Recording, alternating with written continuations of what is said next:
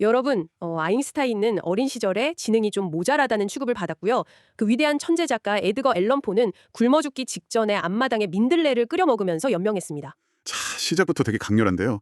역사상 가장 화려한 천재들의 삶은 사실 우리가 아는 그 교과서 속 반듯한 위인전과는 180도 달랐죠. 네, 오늘 저희가 이 방대한 분량의 역사적 기록들이랑 개인 서신들을 좀 종합해봤는데 결론이 상당히 충격적입니다. 우리가 막 맹목적으로 추앙해온 완벽한 영웅의 모습은 결국 후대에 의해 철저히 편집된 결과물이라는 거죠. 바로 그 지점이 오늘 우리가 깊게 파고들 핵심입니다. 이들의 삶을 들여다보는 게 단순히 역사적 호기심을 채우는 일이 아니거든요. 그렇죠. 오늘 우리가 추적할 이 불완전한 천재들의 궤적은 완벽주의에 시달리면서 단일한 성공만 쫓는 우리 현대인들에게 굉장히 포괄적인 통찰을 제공합니다. 압도적인 성취가 과연 건강한 일상과 양립할 수 있는가? 아, 진짜 부와 권력은 사람을 어떻게 망가뜨리는가. 맞습니다. 그래서 오늘 이 시간 끝에는 여러분 자신의 일과 행복 그리고 성공을 바라보는 완전히 새로운 심리적 프레임을 얻어가실 수 있을 겁니다. 좋습니다. 그럼 첫 번째로 우리가 흔히 천재성의 비극이라고 부르는 두 거장, 에드거 앨런 포랑 알베르트 아인슈타인 사례부터 비교를 좀 해보죠. 문학 기록들 보면 포는 미국 문학사에서 되게 우울하고 로맨틱한 천재의 대명사잖아요. 네, 겉보기엔 그렇죠. 근데 실제 재무 기록이나 지인들 편지를 보면 로맨스는커녕 그냥 숨이 막힐 정도의 극단적인 빈곤 그 자체였습니다. 제가 갈가막이라는 그 불멸의 명작에 대한 자료를 읽다가 진짜 충격을 받았는데요. 어떤 부분에서요? 이 시 한 편을 완성하려고 무려 10년 동안 끊임없이 퇴고를 거듭했다는 겁니다. 아, 흥미로운 건 그 10년의 집념에 대한 보상이죠.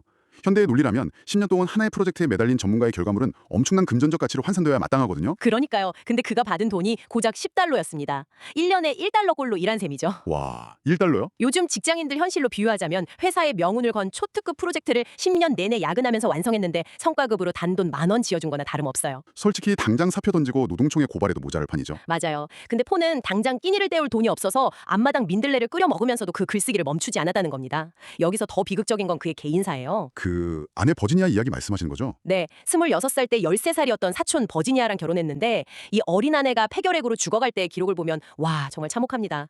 돈이 없어서 땔감이나 이불조차 살 수 없었단 말이죠. 기록에 남은 디테일들을 보면 인간이 겪을 수 있는 무력감의 극치를 보여줍니다. 포는 자신이 사관학교 시절에 입었던 그 낡은 군용 망통 하나로 아내를 덮어주었고요. 장모랑 같이 아내 손발을 끊임없이 문질러야 했죠. 네, 그리고 밤에는 집 주변 고양이를 꿰어내서 아내 발치에 눕히고 그 체온으로 몸을 녹이게 했습니다. 심리학자 리처드 라이언이나 에드워드 대시가 말하는 내재적 동기의 극단적인 사례로 볼 수 있어요. 내재적 동기요? 외부의 보상이나 심지어 생존조차 철저히 무시된 채로 오직 내면의 창조적 강박에 의해서만 움직인 겁니다. 불멸의 문장들을 쏟아내던 비상한 두뇌로도 당장 사랑하는 사람의 얼어붙은 발을 녹여줄 수 없었다는 그 인지부조화가 포의 내면을 얼마나 파괴했을지 상상이 되시나요? 결국 아내가 죽었을 때 이웃이 적선해주지 않았으면 무연고 묘지에 묻힐 뻔했다는 대목에서는 진짜 참담함마저 느껴지더라고요. 그렇죠. 포의 삶이 이렇게 지독한 외부적 글피피랑 내면의 강박 사이에서 부서져 내렸다면 이와 대조적이면서도 묘하게 비슷한 심리 구조를 가진 인물이 바로 아인슈타인입니다. 아인슈타인은 포처럼 무명으로 굶어 죽진 않았잖아요. 상대성 이론 발표하고 나서는 당대 최고 스포츠 스타만큼이나 전 세계적인 셀럽이 됐으니까요. 네, 맞아요. 근데 자료를 통해서 본 그의 일상적인 선택들은 우리가 아는 성공한 사람의 라이프 스타일이랑 정말 완전히 동떨어져 있었습니다. 행적을 보면 부와 명성, 즉 사람들이 그토록 갈망하는 외재적 보상에 대해서 철저한 무관심 혹은 약간 경멸에 가까운 태도를 보입니다. 그 대서양 횡단할 때 일화가 진짜 유명하잖아요. 여객선 선장이 배에서 가장 비싸고 화려한 최고급 객실을 무료로 제공하겠다고 제안했는데 단칼에 거절했죠. 네, 보통 유명인이면 당연한 권리로 여길 텐데 그런 대우를 받느니 차라리 3등석을 타고 가겠다고 했습니다. 심지어 목욕 비누 하나로 면도까지 다 해결했다는 기록도 있어요. 세면대 위에 두 종류의 비누를 올려두는 건 인생을 너무 복잡하게 만든다는 이유에서였죠. 아인슈타인의 이런 행동을 그냥 단순한 괴짜의 기행으로 치부하면 안 됩니다. 인지 심리학 관점에서 보면 이건 인지적 과부하를 극도로 경계한 천재의 생존 전략이었거든요. 생존 전략이다. 네, 상대성 이론 설명할 때 그가 들었던 유명한 비유 있잖아요. 뜨거운 난로 위에 1분 앉아있으면 1시간처럼 느껴지지만 매력적인 사람과 1시간을 앉아있으면 1분처럼 느껴진다. 네, 아주 직관적이죠. 즉, 시간과 공간, 물리 법칙을 재정의하는 그 거대한 사유를 유지하기 위해서 그는 자기가 통제할 수 없는 외부 변수들을 삶에서 철저하게 제거해야만 했건 겁니다. 아내의 기록을 보니까 아인슈타인 인생 원칙이 딱 두 가지더라고요. 첫째, 어떤 규칙도 갖지 말 것. 둘째, 타인의 의견으로부터 완전히 독립적일 것. 정확합니다. 외부의 잣대에서 완전히 벗어났다는 점에 서면 포나 아인슈타인이나 결국 똑같네요. 한 명은 굶주림 속에서도 글을 썼고 한 명은 넘쳐나는 특권 속에서도 비누 하나만 썼으니까요. 네. 이 두 천재 이야기를 듣다 보니까 자연스럽게 부라는 것의 진짜 본질에 대해서 질문을 던지게 되는데요. 이번에는 세상에서 가장 거대한 물리적 부를 쥐었던 존 수터랑 그 기름때 묻은 사고에서 제국을 세운 월트 디즈니 사회를 좀 비교해 보겠습니다. 이 두 사람의 역사적 기록이야말로 부의 원천이 자본이냐 아니면 관찰이냐에 대한 아주 명확한 대조를 보여주죠. 경제학자 리처드 아우티가 주창한 자원의 저주라는 개념을 설명하기에 존 스토의 삶만큼 완벽한 역사적 사례도 없을 겁니다. 캘리포니아 골드러시의 시발점이 된 인물이잖아요. 1848년에 수터의 제재소에서 우연히 금이 발견됐습니다. 끓는 비눗물에 하루 종일 끓여도 번쩍이는 순금이요. 그것도 자기 사유지에서 말이죠. 상식적으로는 그날로 세상에서 제일 부유한 인간이 되어야 마땅합니다. 그런데 우리가 살펴본 역사적 사실은 전혀 다른 방향으로 흘러가거든요. 대륙 전체가 그 황금의 탐욕에 미쳐버리면서 수터의 삶은 그냥 생지옥으로 변합니다. 풍부한 천연자원이 오히려 경제랑 사회를 망치는 현상이 개인의 삶의 축소판으로 나타난 거죠. 법과 제도가 인간의 원초적 탐욕을 통제하지 못할 때 어떤 일이 벌어지는지 적나라하게 보여줍니다. 군인들은 막 군대를 탈영하고 농부들은 땅을 버리고 구름대처럼 수터의 땅으로 몰려들었어요. 폭도들이 사유지에 맘대로 텐트 치고 밀 훔쳐서 빵 굽고 헛간 부숴서 오두막 짓고 심지어 고기 먹겠다고 수터의 소들까지 다 도살해버렸잖아요. 그래서 분노한 수터가 미국 정부랑 캘리포니아 주 상대로 수천만 달러에 달하는 손해배상 소송을 청구하죠. 네, 근데 놀랍게도 대법원은 수터 손을 들어줬습니다. 지금은 샌프란시스코랑 세크라멘토 땅이 전부 합법적 사유지라는 판결이 나온 거예요. 하지만 종이 위에 쓰인 법적 권리가 현실의 광기를 이길 수는 없었습니다. 맞아요. 판결에 절망한 폭도들이 횃불이랑 도끼 들고 법원에 불을 지르고 판사들을 위협했습니다. 그러곤 수터 농장으로 몰려가서 다이너마이트로 건물들을 모조리 날려버렸죠. 아, 끔찍하네요. 이 과정에서 수터는 두 아들을 잃고요. 남은 아들마저 자살하고 맙니다. 지구상에서 가장 거대한 부의 주인이었던 사람은 결국 미쳐버린 채 누더기를 걸치고 워싱턴 거리를 떠돌다가 객사했어요. 수토가 물리적 황금을 쥐고도 파멸했다면 월트 디즈니의 추기 행적은 완전히 정반대입니다. 디즈니가 처음부터 화려한 성공가도를 달렸다고 생각하기 쉬운데 초기 기록을 보면 캔자스시티 신문사에서 참 황당한 이유로 해고당한 무일푼 청년이었어요. 창의성이 부족하다는 이유였죠. 네, 그래서 아버지의 그 매연 냄새나는 비좁은 차고를 스튜디오 삼아서 일해야 했는데 바로 그곳에서 우리가 주목해야 할 결정적인 관찰이 일어납니다. 차고 바닥에 나타난 생쥐 한 마리요. 보통 사람 같으면 기겁해서 빗자루로 쫓아냈거나 약을 놓았겠죠? 네, 근데 디즈니는 그 쥐한테 빵 부스러기를 주면서 가만히 관찰하기 시작했어요. 쥐가 점점 친해져서 드로잉 보드 위까지 기어 올라올 정도였죠. 훗날 헐리우드에서 애니메이션 실패하고 다시 빈털터리가 됐을 때 머릿속을 스친 영감이 바로 그 더러운 차고의 쥐였습니다. 시우터의 황금과 디즈니의 생쥐. 표면적으로는 자본의 가치를 아예 비교할 수가 없습니다. 하지만 경제적 가치 창출이라는 관점에서 보면 엄청난 시사점을 던지죠. 진정한 부의 원천은 물리적 자원에 있는 게 아니라 일상의 가장 사소한 것들을 애정어리 시선으로 관찰하고 그걸 지적 자본으로 변환시키는 아이디어에 있다는 겁니다. 유한한 황금 대신 영원히 고갈되지 않는 미키마우스라는 무형의 제국을 창조해낸 거네요. 그렇습니다. 보이지 않는 걸 가치로 만들어내는 힘 대단합니다. 자, 그럼 부를 창조하는 방식들을 살펴봤으니까 이번에는 거대한 권력과 부를 쥐었던 정점의 인물들, 그들의 은밀한 사생활로 좀 넘어가 볼까요? 정치적, 문화적 제국을 호령했던 권력자들의 로맨스를 보면 권력의 정점이 얼마나 지독한 고립을 동반하는지 알 수 있습니다. 클레오파트라 이야기부터 짚어보죠. 클레오파트라를 단순히 미인계로 로마 장군들 홀린 여성으로 묘사하는 건 역사적 기록을 진짜 단편적으로만 읽은 겁니다. 심리학적으로 분석해보면 그녀는 상대방의 결핍과 심리적 약점을 정확히 파고드는 고도의 심리적 미러링 전략의 대가였거든요. 동생들 스파이 피해서 양탄자 속에 숨어 들어갔다가 카이사르 앞에서 양탄자를 풀면서 등장한이라는 진짜 영화 같죠? 네, 단지 54살 대머리였던 최고 권력자 카이사르한테 20살의 그 생기발랄하고 담대한 여왕의 등장은 완벽한 시각적 심리적 충격이었습니다. 더 무서운 건 위기 대처 능력이잖아요. 로마 사회에서 카이사르랑 스캔들이 큰 위기로 번지려 하니까 클레오파트라가 카이사르를 그냥 태양신 암몬의 환생이라고 선포해버렸어요. 종교적 프레임으로 정치적 스캔들을 무마한 거죠. 안토니우스를 다루는 방식은 또 달랐습니다.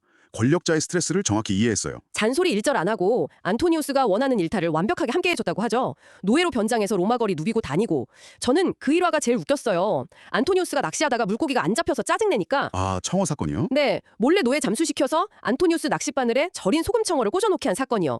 천하의 권력자 기분을 이렇게 유머러스하게 맞춰주는데 어떤 남자가 무장해지 안 되겠습니까? 클레오파트라가 그런 철저한 계산과 매력으로 연인을 통쾌했다면 러시아 제국의 예카테리나 대제는 연애사의 결이 완전히 다릅니다. 연인들한테 쏟아부은 예산이 현대 가치로 5억 달러라는 기록이 있죠. 근데 그녀가 가장 총애했던 포템킨이라는 인물, 특성이 참 기가 막힙니다. 상식적으로 러시아 대제국의 여왕제면 유럽에서 제일 잘생기고 세련된 귀족을 곁에 둘 것 같잖아요. 근데 포템킨은 선술집 싸움박질로 한쪽 눈 잃은 애꾸눈이었고 궁전에서도 맨발에 슬리퍼 질질 끌고 다니고 안 씻어서 악취 풍기고. 생양파랑 마늘도 수시로 씹어 먹었죠. 네, 게다가 러시아 최고 장군 타이틀 달고 있으면서 대포 소리만 나면 무서워서 벌벌 떠는 겁쟁이였단 말이에요. 지금으로 치면 글로벌 대기업 CEO가 데이트 상대로 안 씻고 양파 냄새 풍기는 겁쟁이를 선택한 격입니다. 왜 스트레스에 놓여 있거든요. 주변엔 온통 속내모를 예스맨들 뿌리고요. 아하, 편안함이 필요했던 거군요. 네, 포템킨은 정치적 계산을 할 필요가 없는 가장 꾸밈 없고 원초적이며 자신에게 위협이 되지 않는 완벽한 심리적 안식처였던 겁니다. 권력 정점에선 인간의 외로움이 얼마나 끔찍한지를 역설적으로 보여주네요. 자, 여기서 잠깐 오늘 저희가 파헤치는 역사 속 인물들의 이 은밀하고 충격적인 심리 분석이 흥미로우시다면 지금 바로 구독 버튼 한번 꾹 눌러주세요. 여러분의 일상에 영감을 줄 놀라운 이야기들이 앞으로도 꽉 차 있거든요. 네, 좋습니다. 이런 권력의 이면을 보다 보니까 정치적 권력은 없었지만 전 세계 문화적 권력을 쥐었던 배우 그레타 가르보셈이 떠오르네요. 극도의 유명세가 인간을 어떻게 고립시키는지 보여주는 교과서적 사례죠. 스웨덴에서 이발소 보조를 일하던 소녀가 미국 건너와서 몇 년 만에 세계 왕족들보다 유명해졌잖아요. 미셸 푸코가 말한 파놉티콘 효과랑 비슷합니다. 수백만 명의 다중이 일방적으로 쳐다보는 시선 감옥에 갇혀버린 거죠. 거대한 스포트라이트가 그녀를 지독한 대인기피증 환자로 만들었죠. 타인 시선이 너무 두려워서 세트장에서 촬영 감독 한 명 남기고 감독까지 쫓아냈어요. 언론인 아서 브리즈번이 방문했을 때도 그가 쳐다보면 연기를 할 수 없다면서 숨어버렸고요. 천문학적인 돈을 벌면서도 일주일 생활비로 $100 이상을 안 썼고 페인트 다 벗겨진 구형 자동차를 몰고 다녔습니다. 이웃들조차 옆집 사는지 몰랐고 유일한 친구가 수영장에 풀어놓은 개구리들 뿐이었단 말이죠. 세상 모든 찬사를 받았는데 크리스마스 저녁 식사를 쿠구 텅 빈 집에서 홀로 해야 했던 스타. 화려한 스포트라이트 이면에 평범한 일상을 완벽히 포기해야 하는 잔혹한 대가가 따른 겁니다. 퍼, 아인슈타인, 클레오파트라, 가르보까지 개인적인 삶을 쭉 봤는데 마지막으로 세상을 물리적으로 바꿔버린 혁신가들의 행보를 좀 들여다볼게요. 혁신이라는 단어 멋지지만 그게 처음 세상에 나왔을 때 대중 반응이나 혁신가의 심리 상태는 좀 다릅니다. 라디오파, 무선 전신 발명한 마르코니부터 볼까요? 와이파이 시초를 만든 이 위대한 발명에 당시 사람들이 어떻게 반응했죠? 기술 사회학에서는 이걸 네오포비아, 즉 새로운 것에 대한 극단적 공포로 설명합니다. 27살에 대서양 횡단무선 통신 성공했는데 마르코니한테 쏟아진 건 찬사가 아니라 광신도들의 살해 협박 편지였어요. 보이지 않는 전기파가 공기 중에 떠다니면서 자기 몸 뚫고 지나가고 신경 파괴한다고 굳게 믿었잖아요. 한 독일인은 마르코니 총으로 쏴 죽이겠다고 런던 오려고 했고 영국 정부가 스코틀랜드 야드 동원해서 입국 막아야 할 정도였으니까요. 세상을 연결한 혁신가가 오히려 세상으로부터 암살 위협에 시달린 거죠. 마르코니가 외부 저항을 보여준다면 비행기 발명한 라이트 형제는 혁신가 내면의 극단적 감정 배제를 보여줍니다. 혁신은 막 열정적인 도취에서 나오는 게 아니라 철저히 통제된 시스템에서 나온다는 걸 증명해요. 1903년 노스캐롤라이나에서 인류 최초 동력 비행 성공한 날 동전 던지기로 오빌라이트가 먼저 12초 비행했죠. 인류가 수천 년 꿈꿔온 기적의 순간인데 오빌라이트 회고로 보면 진짜 황당합니다. 아무런 짜릿함도 못 느꼈다고 했죠. 네, 이유가 우리의 계산대로 원래 작동할 줄 알았으니까 였다는 거예요. 너무 차가워서 소름 돋죠. 비행은 감정적 모험이 아니라 철저한 수학적 계산이랑 풍동 실험의 결과였던 겁니다. 아버지가 너희는 아내와 비행기 둘 다 감당할 돈이 없다고 했을 때도 1초 망설임 없이 독신을 선택했고요. 네, 혁신 이면에는 감정의 배제와 인간적 삶의 포기가 깔려 있었네요. 극단적 논리가 혁신을 만들기도 하지만 때로는 사소한 아이디어가 나비 효과를 일으키기도 하죠. 인도의 마하트마 간디 기록이 좋은 예인데요. 간디 위대한 말하기 전에 그 기이하고 인간적인 디테일 하나 짚고 넘어가고 싶네요. 평소에 틀니를 어디 보관했는지 아십니까? 전통 의상 허리춤에 끼워놓고 다녔다면서요. 네, 밥 먹을 때만 주섬주섬 꺼내서 끼고 다 먹으면 씻어서 다시 허리춤에 넣었다고 합니다. 성자 이미지 이면에 아주 소탈한 괴짜 모습이죠. 하지만 간디 삶에서 진지하게 봐야 할 핵심은 비폭력 불복종 운동의 지적 뿌리입니다. 영국 소금세 저항했던 그 행진의 철학적 씨앗이 사실 인도 자생이 아니었거든요. 네, 미국 사상가 헨리 데이비드 소로의 시민 불복종이라는 얇은 에세이에서 시작됐죠. 소로가 국가의 부당한 정책 반대해서 세금 납부 거부하다 감옥 갔던 인물인데 당시 미국에선 칸 반향 없었지만 그 책이 런던 유학 중이던 간디 손에 들어가고 간디가 산상수훈 필사하며 체화한 평화 메시지랑 결합된 겁니다. 보이지 않는 사상들의 연결망이 연수입 1만 5천 달러, 잘 나가던 변호사 간디로 하여금 모든 부를 버리게 만든 거군요. 한 명의 사유가 훗날 대영 제국이라는 물리적 제국을 무너뜨리는 강력한 무기가 된 거네요. 네, 오늘 저희가 분석한 기록들 곰곰이 되짚어보면 참 마음이 묵직해집니다. 우리가 숭배하던 결점 없는 영웅은 없었습니다. 인생 역작 10,000원에 팔고 세상 시선 두려워 개구리랑 친구하고 씻지 않는 애인 품에서 위로를 찾아야 했던 지독하게 외로운 사람들. 때로는 감정을 거세당하고 때로는 살해 협박에 시달렸던 불완전한 하나의 인간이었습니다. 자, 오늘 이 딥다이브를 마치면서 여러분에게 도발적인 화두를 하나 던지고 싶습니다. 우리는 현대사회에서 끊임없이 워라벨 외치면서 정신적 건강과 대인관계, 성공을 동시에 거머쥘 수 있다고 교육받습니다. 하지만 오늘 살펴본 역사적 성취 이면에는 예외 없이 지독한 가난, 폭도들의 습격, 암살의 공포, 끔찍한 고립과 강박이 필수 조건처럼 붙어 있었죠. 그렇네요. 그렇다면 질문해봐야 합니다. 혹시 우리가 추구하는 건강하고 균형 잡힌 삶이라는 시스템이 역설적으로 세상을 뒤흔드는 천재성의 발현 자체를 불가능하게 만드는 건 아닐까요? 세상을 진정으로 바꾸는 힘은 조화로움이 아니라 인간성의 무언가를 철저히 결여시키고 포기하는 그 서늘한 광기에서만 나오는 것일지도 모릅니다. 오늘 우리가 추적한 이 위대하고도 비참했던 영웅들의 궤적이 당장 내일 아침 여러분이 자신의 일과 삶의 균형을 바라보는 시선에 작은 균열을 내었기를 바랍니다.